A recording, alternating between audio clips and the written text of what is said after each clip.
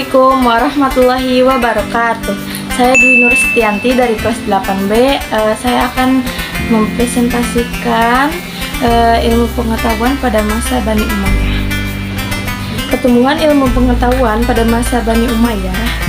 Zaman Khalifah atau Bani Umayyah mencatat sejarah besar dalam peradaban Islam. Catatan tak hanya berasal dari luasnya daerah penaklukan, tapi juga kemauan atau kemajuan ilmu pengetahuan. Perkembangan ilmu pengetahuan membawa kesejahteraan dan kemakmuran bagi rakyat. Kemajuan ilmu pengetahuan di zaman Bani Umayyah telah terlihat sejak Khalifah pertama Muawiyah bin Abu Sufyan atau sering disebut Muawiyah pertama. Daftar kemajuan ilmu pengetahuan di masa Bani Umayyah. Di masa Dinasti Umayyah 41 sampai 132 Hijriah atau 661 sampai 700 Masehi. 750 Masehi. Pertama ada ilmu agama. Pusat kajian Islam di masa ini terdapat di Mekah, Madinah, Kufa, Basufustat, dan Damaskus. Salah satu ulama yang terkenal adalah Abdullah bin Amr bin As wafat 65 Hijriah dan Yazid bin Abu Habib wafat 128 Hijriah di Fustat, Mesir. Terkait perkembangan ilmu hadis, Khalifah Umar bin Abdul Aziz dianggap memiliki jasa paling besar. Dia mengerahkan usaha pembukuan tadwin hadis dengan memerintahkan seluruh gubernur agar segera mengumpulkan lembaran atau catatan yang tersebar. Yang kedua ada ilmu agama.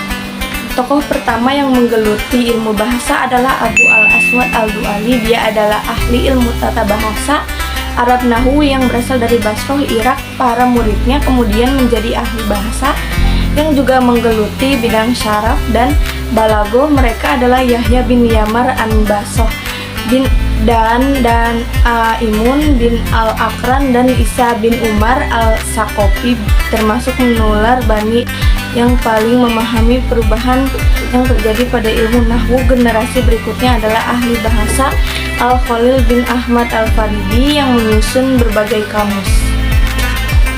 3. Ilmu sejarah.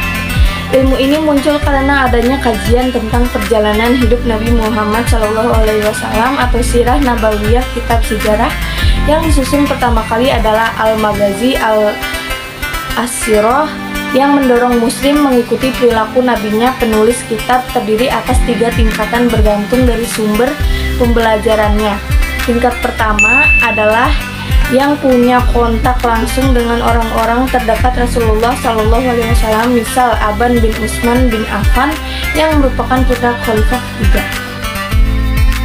Selanjutnya adalah ilmu kalam. Pada masa Bani Umayyah muncul bidang ilmu filsafat, misal Jabariyah, Qadariyah, Mu'tazilah. Jabariyah digolongi dan dipelopori oleh Zam bin Safwan yang mendapat pertentangan dari Qadariyah. Aliran Qadariyah berlawanan oposisi dengan Bani Umayyah. Sikap aliran Qadariyah sama dengan Mu'tazilah. Selanjutnya adalah sastra atau syair. Di masa Bani Umayyah muncul syair, ghazal berisi nuansa cinta dan erotisme yang dikembangkan Umar bin Abu Robiah di Hijaz.